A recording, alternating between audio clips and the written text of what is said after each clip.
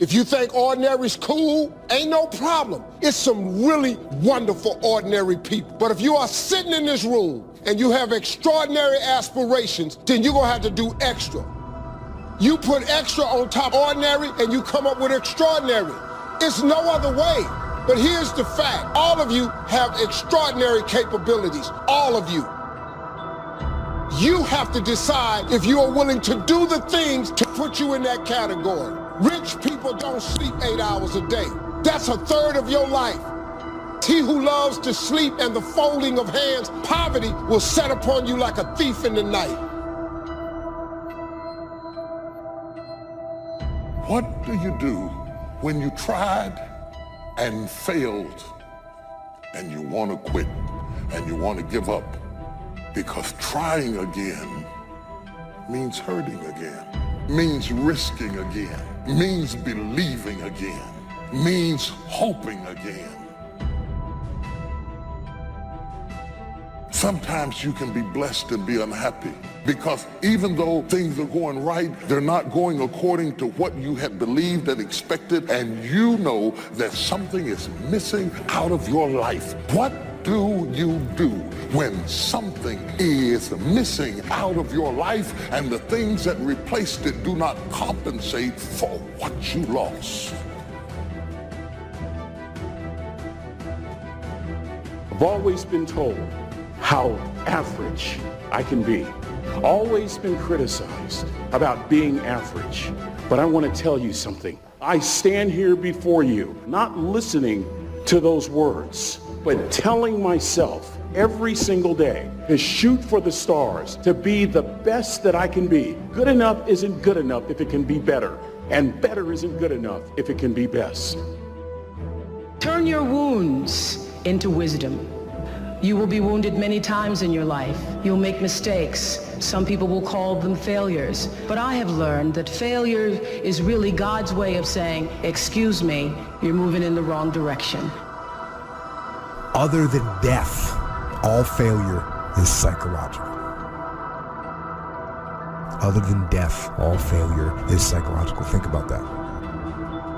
If you aren't dead, then it's just psychological. It does not mean that you won't lose some battles, because you will. We all will. But it does mean that as long as you don't surrender, as long as you don't give up, as long as you don't quit, then you haven't failed. It just means you've made a temporary tactical retreat, a brief withdrawal, so that you can regroup and reattack. If you get beat, unless you're dead, you are not defeated. And you have not failed. What you've done is you've learned. You've gained experience, and you're still alive. So get up and go get after it. You don't have to live worried, focused on the problems, wondering why it happened. You know a secret. You have favor in the storm. You know what was meant for harm, he's turning to your advantage. Here's the key. The enemy wouldn't be fighting you if you weren't a threat. Oh, get ready. Favor is about to turn things around. Favor is about to catapult you to a new level. Favor is not going to keep you from the storm, but favor will bring you out of the storm. We don't understand everything that happens. Sometimes life is not fair, but you have to trust that God knows what he's doing.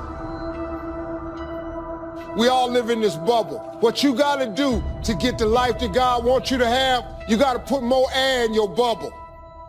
You got to blow your bubble up. Expand yourself. Take yourself out your comfort zone. Put some more air in your bubble. If you stay in your comfort zone, that's where you will fail.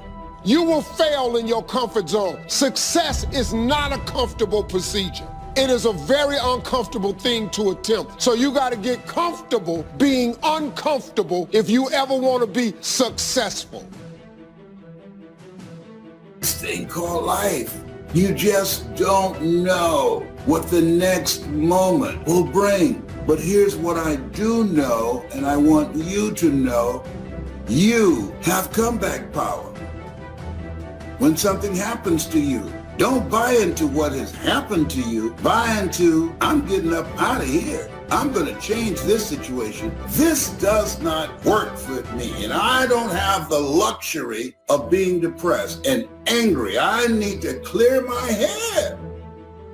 This is no time to do something stupid, like hurt yourself. No, no, no, no. So get serious about your goals, business goals, financial independence goals, family goals. I mean, there's so many things to work on this. If you don't get busy and work on it, sure enough, the time will pass. And sure enough, 5 years from now, you'll wind up where you don't want to be, wearing what you don't want to wear, driving what you don't want to drive, being what you don't want to be. Now's the time to fix it. Your goals are affecting you, whatever they are. Your goals affect your attitude, personality. All day long, we're being affected by our goals. You got to clear your head so that the decision that you make represents the best in you. People who don't stop to clear their heads, they react. They don't respond. Be still and know that you're going to get through this. You're going to get through this. And you don't want to be radical. You don't want to be erratic. Just be still and know, I'm going to get through this. You got to assure yourself. You have to encourage yourself. You have to clear your mind.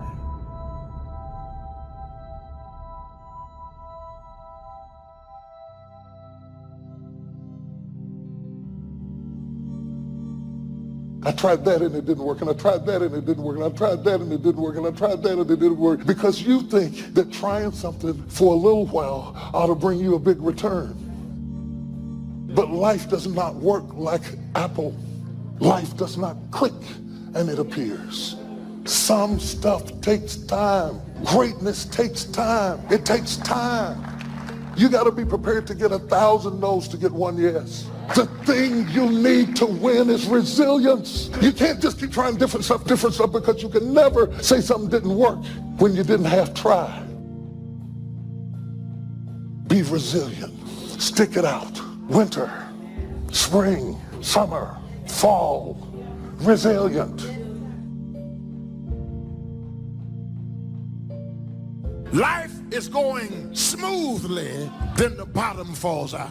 Everything is coming up roses, then the bottom falls out. Everything is working out in his favor, and then the bottom falls out. That life starts going your way finally, then the bottom falls out. You plan your retirement, and now you have to take care of your grandchildren. You plan for life to work a certain way, and then the bottom falls out. You're looking for this, and God sends that. You have to be awfully immature to think that every day is going to be a good day. Some days are better than other days. And some days, if it ain't one thing, it's another.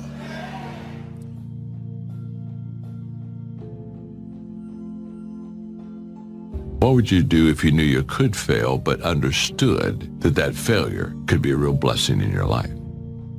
Now that's a good question, because I think we don't reach our possibilities, not because the door isn't open, but because we stop before we get to the door. Every possibility is surrounded by obstacles and challenges. I've never had a possibility with a clear path that I had no opposition to and just ran up there and knocked on the door and everything opened and everything was good. That only happens in the movies, friends.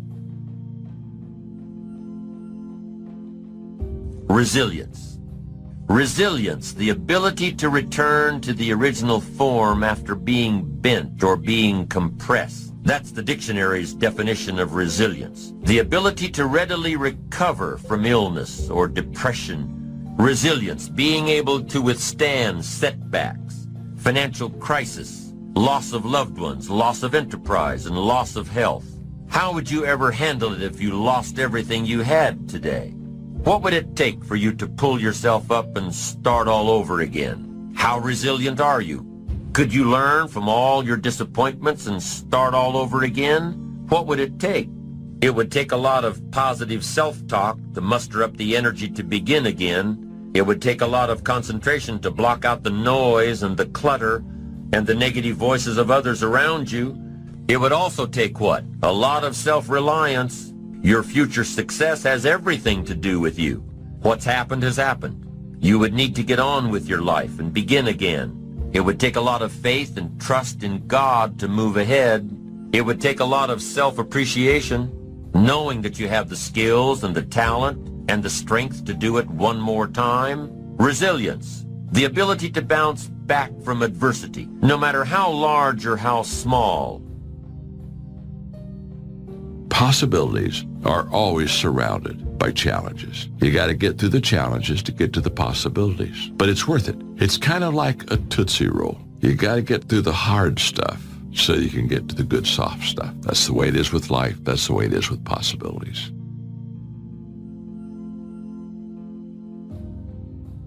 What's the use of always keeping thinking of the past? Each must have his tribulation, water with his wine. Life, it ain't no celebration. Trouble, I've had mine, but today is fine.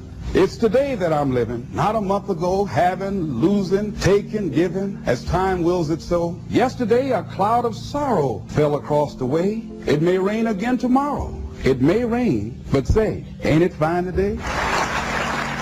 If a cloud of sorrow comes over here, ain't it fine today? Living in the moment, getting everything we can out of where we are in the moment where we are right now.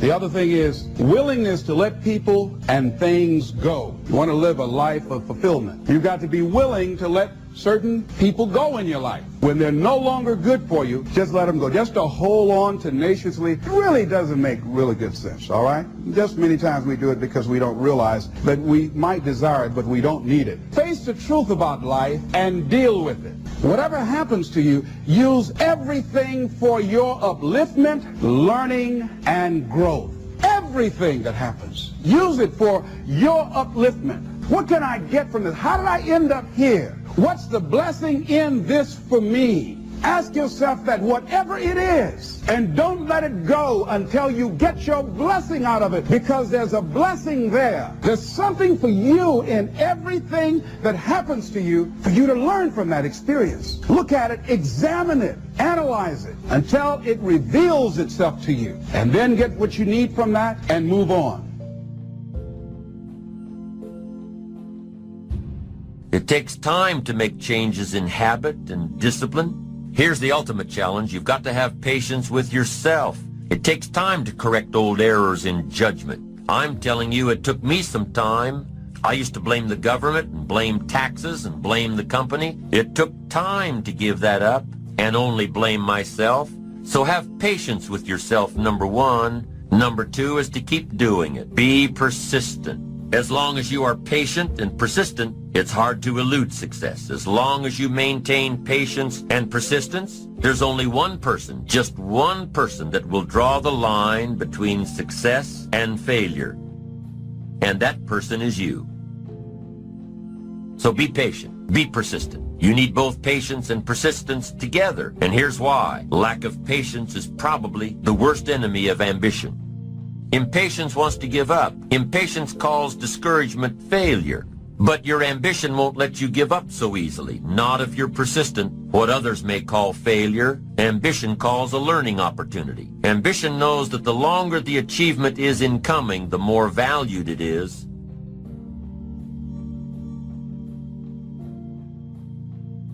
Oh, please, listen to yourself. You know the feelings. If you start listening to the feelings in your heart, and I'm doing it now more every day, I find that my feelings, I can trust them. And I say to you that as you look toward the future, you look at life on a daily basis. If you've heard something within yourself that you know that what you're doing now doesn't fit for you, it doesn't work for you, it's not giving you what you want, and there's something else that you want to do, don't allow that inner doubt in you to talk you out of it, to tell you why you're not good enough. You ignore that inner voice and all of the external voices. Don't judge the possibilities for what you can do based upon the circumstances, because the circumstances won't determine who you are. Don't determine what you're able to do based upon your resources. Don't determine what's possible for you based upon where your life is right now. Where your life is right now is not you. That's just what it is right now. But the possibilities for you are unlimited. It's unlimited if you're coming back from adversity and devastation. It's unlimited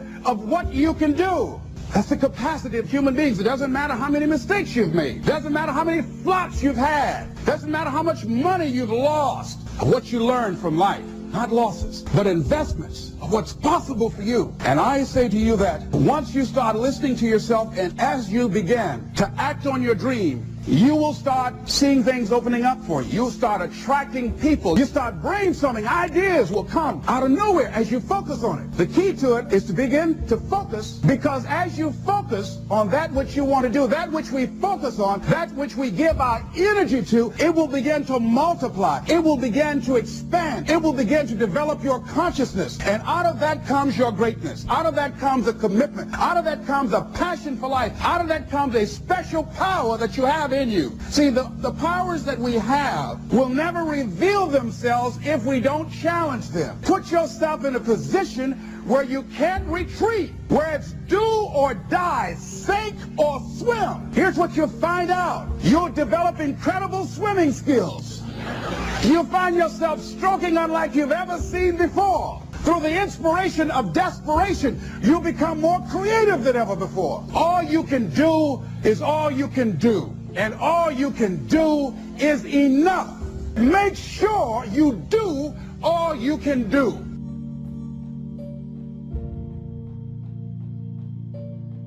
Knowing when an opportunity is right and when more preparation is needed. Be patient in knowing the difference between when the opportunity is right and when more work needs to be done. Remain alert even if opportunity doesn't come right away. Keep looking. Be patient. Keep preparing for opportunities even if there's a delay. Even if things aren't going just the way you think they should. Keep your disappointments at bay. Be prepared. Always be prepared. Don't let impatience allow you to give up. Take the little setbacks in stride. Don't let small disappointments discourage you. Don't let the little successes delude you. Avoid the emotional roller coaster that will always disrupt your plan.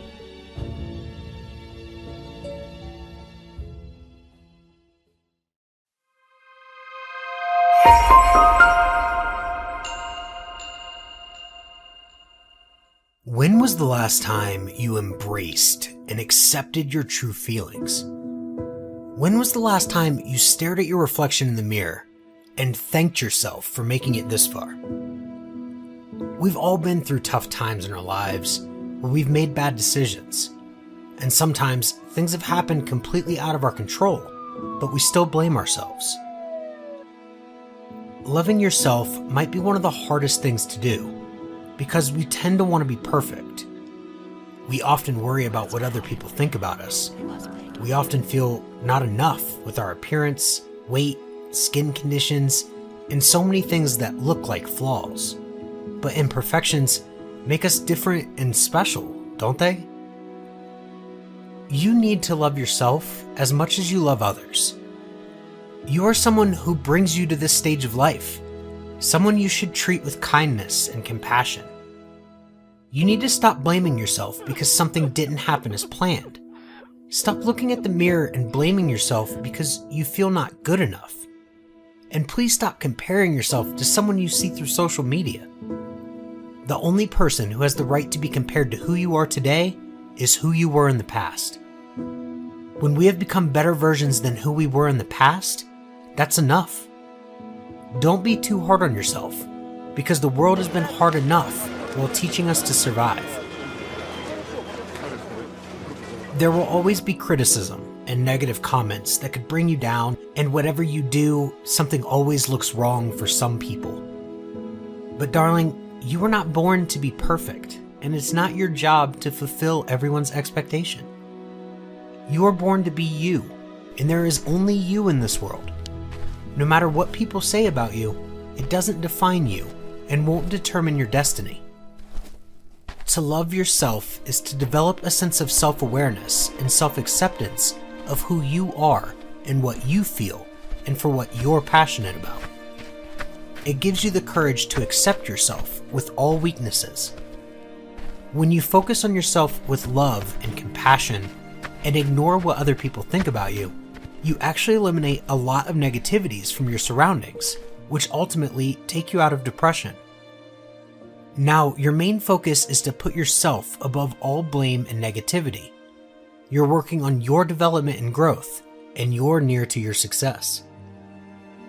Every mistake or failure we go through teaches us something. We can learn from anything and everything that we do. Sometimes, most of the time, it doesn't feel that way.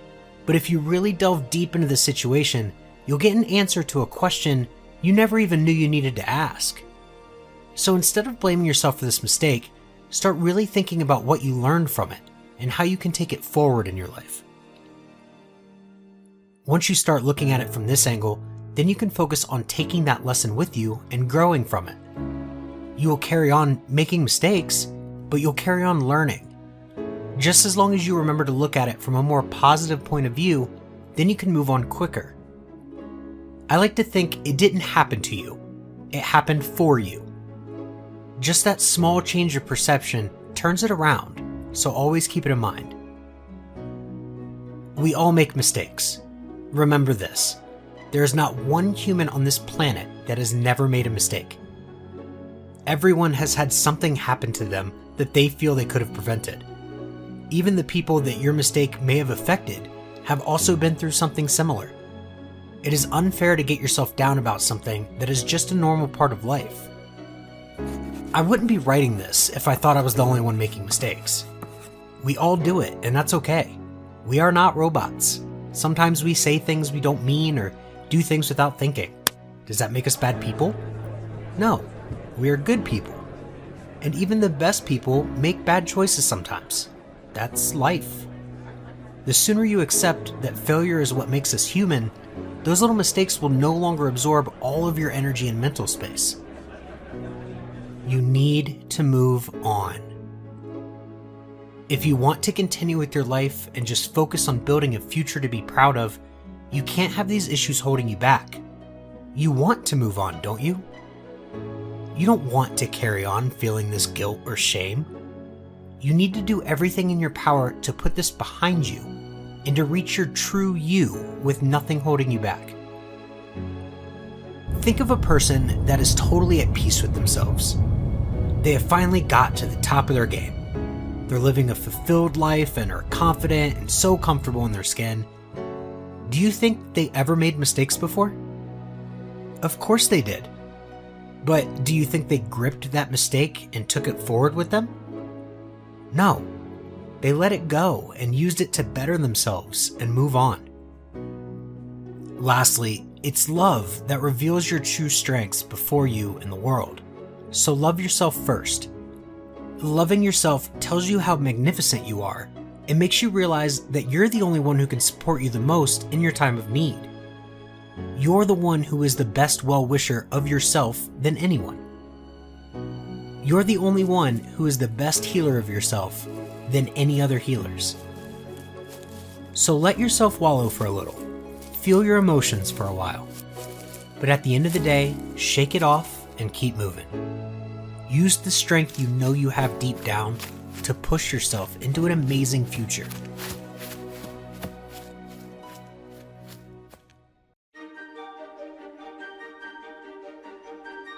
If normal is getting on your nerves, then you got to change something. Being mediocre was driving me crazy. Poverty, I was sick of it. So learn from your personal experience. Second, other people's experiences. That's me, other people. That's your teacher. And what that junk DNA really is epigenetics. Now, it's just a fancy word for we respond to our environment, and more aptly, we respond to stress in our environment. You can protect yourself from negativity. And that's what stops most people, negative thoughts. You can coat your mind from negativity. It's a real simple exercise to do. I do it every morning before I walk out the door. So I walk out as a positive person. You know, I get tired sometimes. That's different from being negative because I get mentally drained from my job at times. But to coat your mind from negativity, the way you can put a coating around your mind is with one simple thing, gratitude. Gratitude erases negativity. I'm gonna show you how this works. If you wake up in the morning and you start having negative thoughts, man, this ain't my day. I woke up on the wrong side of the bed. I'm tripping, I just don't feel myself. Every time you feel, in the middle of the day, if you feel yourself doing that, stop, just stop for a second. That's your friends, colleagues, the people you meet that can pass along to you their experiences, what's happened to them, the mistakes they made, how they corrected them, how they changed their health, and changed their bank account, and changed their income, and changed their future. Other people. Now, there are two kinds of people to learn from. One is failures. It's too bad failures don't give seminars, right? That would be valuable. Have them tell you how they lost it all and threw it all away, threw their health away, and threw their friendships away, and things didn't work out well. That would be valuable. But now then, we must also learn from positive people that have done well. They've got the health, and so we ask them, how did you become so healthy? They've got the skills, so we ask them, how did you become this skillful? They've got the income, so we ask them, how did you get here in such a short period of time? And start going over in your mind everything you have to be grateful for. Not everything you want, everything you already have, because what you have is substantial. You just haven't gone over the list and taken inventory in a long time. But the fact that you can walk, that's a blessing. The fact that you woke up, that's another blessing. The fact that you can see, think, reason, that's another blessing. The fact that you can go somewhere and get yourself something to eat, that's another blessing. The fact that you can go and turn the key and call someplace home, that's another blessing. The ability to dream is a blessing.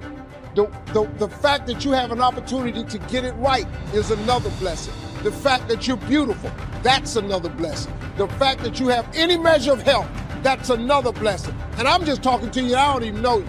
I could give you 50 things you ought to be grateful for right now. I don't even know you. So now here's what's important in personal development. In learning from other people, we learn, number one, by observation. We learn what we see. We watch people that are successful in what they do. In sports, we watch their disciplines. In business, we watch their disciplines. Second, we learn by what we hear. Learn by listening. And then listen to the sermon on Sunday morning. Listen to the lecture. Listen to the teacher. Listen to someone who's got something good to say. And then number three is vitally important on personal development, and that is read all the books you can possibly read in your lifetime. Mr. Schoaf got me started on my library. I've got one of the better libraries. And then I started keeping a journal. One of the major things my teacher taught me was to keep a journal. He said, don't trust your memory. If you hear something good, just make a little note and write it down. So I would suggest you do the same. Anybody ever seen a professional bodybuilder? No? Okay. A professional bodybuilder hardly looks human to me. It's unbelievable what they're able to do, but they show in a very real and tangible way what you can do to the human body when you understand how to put it under stress. Now, if you've ever been to the gym, you know that the real money is in tearing the muscle down, not building it up. You actually build up the muscle while you're sleeping based on what you've eaten. So the act of bodybuilding, of actually going into the gym, is an act of tearing down so that you can create the stress so that your body can respond. Now, if you remember nothing else from my talk, remember this: humans are the ultimate adaptation machine. When you get a thought that's not your thought, stop letting that thought just take control. It doesn't belong there. Anything that's not in alignment with your dreams and your goals, let it go. And so you're going to stop in the middle of the day with your phone, and you're going to put your earphones on, and you're going to listen to whatever you listen to, and you're going to take 5 minutes, 10 minutes, however long it takes, and you're going to get out of that funk. Okay, how many of y'all, you get into a funk sometime? Let me see your hand, be honest. How many of you get into a funk for more than like you let it just take the whole day? Just be honest. Stop. We're going to do a 5-minute funk. I'm just being real. That's it. That's our rule for the new year. 5-minute funk. That's it. And after that 5 minutes, it's over. And during the 5 minutes, we're going to stop it. So we might stop it at 2, we might stop it at 3, but by 5, it's stopped. What would your life look like if you only listen to your voice and you use your inner energy to help you to become successful? What would it look like? Just by being human, each and every one of you is capable of great change. Who you are today does not predict who you can become. Who you can become is the answer to a very simple question.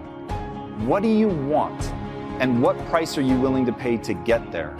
What do you want? And what price are you willing to pay to get there?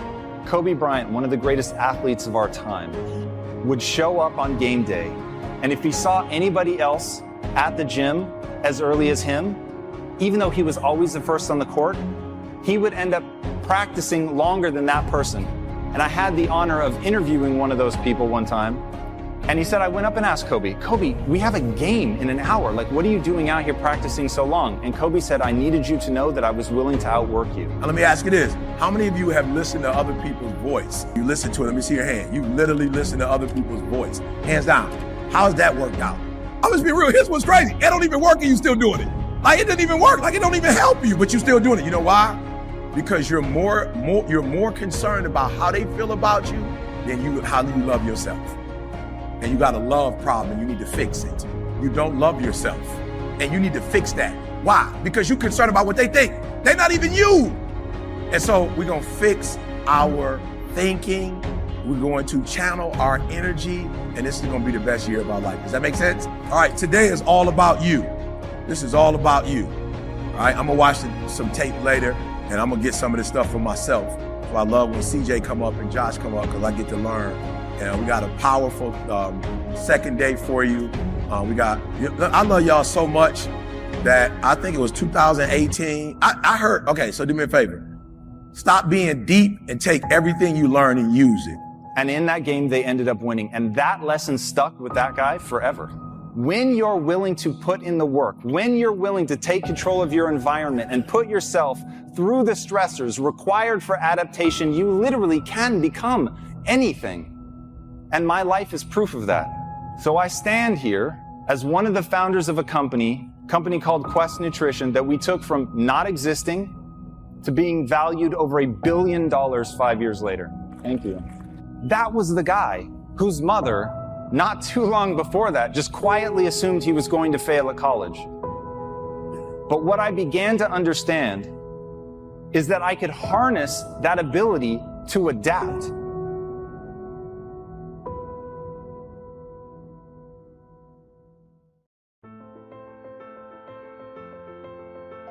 You can only have two things in life, reasons or results. Notice, reasons don't count. Folks will always point out reasons on why they're not living their dream, on why they're not manifesting their greatness. They will always be able to point those things out, but none of those things count. The only thing that counts are results. And results don't lie, ladies and gentlemen. Results. Every once in a while, you got to take a measure, see how you're doing. What is the results at the end of the day, the results at the end of the week? You can't let too much time go by without checking. They tell it all. Judge a tree by the fruit that it bears, not the ones that it might talk about, not the ones that it might wish for or think about, but the fruit that it actually bears. 6 years I've been out there working when I met my teacher, Mr. Schultz. Schultz said, well, Mr. Rohn, let's just go through a little summary here. He said, in the last 6 years, how much money have you saved and invested? I said, what? 0. He said, you have messed up. He said, who sold you on that plan? I thought, my gosh, the man's right. I'm a nice guy. I bought the wrong plan. Right? Didn't need to change countries. Bought the wrong plan. What a sad scenario that would be. He said, how many books have you read in the last 90 days? I said, what? 0. Wisdom of the world available? Change your life, change your future? Wisdom of the world available? Develop any skill you want? Earn the kind of income you want? Haven't read any books in the last 90 days. My teacher said, Mr. Rohn, you have messed up. I'm telling you, you've got the deal. So you don't need to unmess the country. You don't need to straighten out the perplexed. You don't need to straighten out any of this stuff. All you've got to do is look within and let results teach you a great deal about your own activity, your own attitude, and your own philosophy. I went through that process. Take this phrase home. Results is the name of the game. What other game is there? So let us look. I think that all of us are committed. But I think that some of us are producing results in our lives that that level of commitment brings that we particularly don't like or find distasteful. I don't think that as a participant in life, you cannot be committed. You're either committed to mediocrity or you're committed to greatness. You're either committed to being productive or you're committed to being non-productive. You're committed to being happy or you're committed to being unhappy. See, whatever you're doing, however you spend your time, that tells you who you are. So think about what it is you like to create in your life experience. Once I look at how you commit your time, I can tell you exactly what you're committed to. People that say they have dreams or want to open a business or want to do something differently than what they're now doing, they don't like their jobs, they're unhappy, they're unfulfilled. People who say they want to improve their income level, look at how they spend their time. How they spend their time, the commitment of their time, how they use that will really tell the truth. People who said, I'd like to do better, but you don't find them in vocational or technical schools, upgrading their skills and their knowledge, how they spend their time, that will tell you what's going on. People who say they want to normalize their weight, they want to be healthy, but every time you see them, they're eating, that will tell you that they're committed to being obese for the rest of their lives. People tell you they want to stop smoking and they're lighting up at that time. Folks that say, I want to stop drinking, and every time you're in their face, they're reeking with alcohol, that will tell you what's going on. Don't have to listen to what they say, just watch what they do. Commitment shows up in your life in what you do. And you think greatness goes on sale, but true quality never goes on sale. It's wrong for you to think that you're going to give an offering and God's going to bless a business you ain't committed to. Bless a marriage you ain't committed to. Bless you in school and you won't study. Who do you think God is? Somebody playing in Vegas? God is not hitting a slot machine. You can't get out of something that you're not willing to put into it. You have to put your everything, your mind, your energy, your effort, your discipline, your tenacity. Nothing is going to jump out the fire if you don't throw something in there. It's not going to happen. You better be committed or you ain't going to make it. On the other hand, you can make the commitment to your life that you don't like the results that you have, and that you're going to do something about it. See, that power is available to all of us. People who look at life and decide, I want something different for myself. Why is it that people are frightened by commitment? Because when you say the word commitment, that intimidates a lot of people. Why? Because it means you have to deliver. See, most people, you ask them, hey, look here, I'd like for you to do this. They'll say, I'll try. I'll try means that is my escape clause. When I don't come through, it's really a polite no. I don't have the courage to tell you no, so I'll tell you I'll try. Hey, look here, I need you to come to this meeting. I'll try. I say, what do you mean? You're going to lean toward the meeting? Try and sit down. You either do or you don't. Try and take this pencil out of my hand. You either do or you don't. There's no such thing as try. So most people like to use that language. They don't want to commit themselves because commitment means, among many things, no excuse is acceptable. That's what it means. No excuse. That if you decided that you're going to do this, if it becomes hard, then do it hard. If it's difficult, so what? Here's all life asks us to do: make measurable progress in reasonable time. Just take home that little phrase, good phrase. We're asked in life simply to make measurable progress in reason. Let me tell you what happens when you don't keep your commitment. Number one, it begins to deplete your self-esteem and it erodes your self-image. It weakens your faith in yourself. You don't feel good when you don't keep your commitments. The other thing is that you begin to develop weak relationships with people. People begin to realize they can't depend upon you. They can't rely on you because you won't keep your word. You've established that kind of reputation. Just think, what would your life be like if you decided to keep your commitments? What will all of our lives be like if we decided to keep our commitments? That we decided to do the things that we said that we were going to do. Make it a 7-day commitment that I won't say I will do anything unless I'm going to do it. And find out what your life will be like. Let me tell you what, if you follow it through, if you keep your commitment to the commitment, At the end of the 7 days, you'll feel strong and powerful. Because by honoring your commitment, each time that you do, that empowers you. Whatever discipline that is required, whatever it is that you must do. My most precious gift in my life, next to my wife and my kids, is my library. So I spend at least $200 US every month on books. Someone said to me one time, how can you afford to spend that amount of money on books? I said to him, if you think knowledge is expensive, try ignorance. Then I told him I can't afford not to buy the books. Whatever you invest in, you become good at. Whatever you invest in, you become good at. You need to invest in your development. Some of you invest in clothes, and I like good clothes too. You pay £200 for a shoe, £300, £400 for a suit, and then nothing on books. And you have to invest in your development. So I'm suggesting, number one, commit yourself to live in the present. Many of us are not able to move forward and develop and manifest our greatness because we spend so much time looking back or worrying about the future. See, you cannot go into the future and manifest your greatness when you have various things in your life that's blocking you. Remembering what Dr. Robert Anthony said about results. When you keep your commitments, you're able to produce some different kinds of results in your life.